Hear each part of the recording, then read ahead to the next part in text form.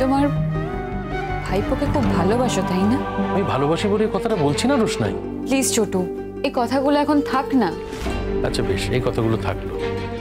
তবে একটা কথা আজকে আমি তোমায় বলে দিচ্ছি রোশনাই। হ্যাঁ, হয়তো তোমার এই কথাটা বিশ্বাস হবে না, তার কারণ আমি এই বাড়ির বাকিদের মতো নই। আমি অতদূর লেখাপড়াও করিনি, সেভাবে চাকরিও করি না, ওরা আমাকে পাত্তাই দেয় না।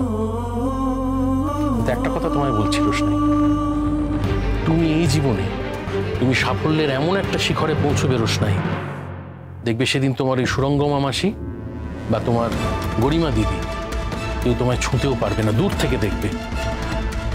তোমার কাছে আসারও সাহস তাদের থাকবে না। এমন একটা শিখরে তুমি পৌঁছবে। স্বপ্নেই যখন পোলাও খাবে তখন ঘি কম দিয়ে কি লাভ? বিশ্বাস হলো না না এই গরিবের কথা? তবে দেখো, একদিন এই কথা সত্যি হবেই। ছোটু, তুমি হয়তো আমাকে ভালোবাসো বলেই কেউ অপমান করলে তোমার খুব খারাপ লাগে। তুমি হয়তো সেই জন্যই আমাকে ওই জায়গাটায় দেখতে চাও। একটা কথা কিন্তু তুমিও জানো যে আমার মতো মেয়ের জীবনে কিন্তু কোনোদিনও ম্যাজিক হতে পারে না। একটা কথা জানো তো, অভাগা যেদিকে যায় সাগর শুকায় যায়। আমারও ঠিক সেই অবস্থাই হয়েছে। তুমি একবার ভেবে দেখো, বাড়ির সবাই আমাকে নিয়ে কত ভয় পায়। আমি যেন সার্জি আর গরিমা দিদির জীবন নষ্ট করে দিচ্ছি। তুমি একটা কথা বলো তো ছোট, আমি কেন সার্জির জীবন নষ্ট করতে যাব? তোমার কি মনে নেই রোশনাই যে বাদশা আমাকে তোমাদের জীবনে যা ঘটেছে সবটা বলেছে? আমি সবটা জানি।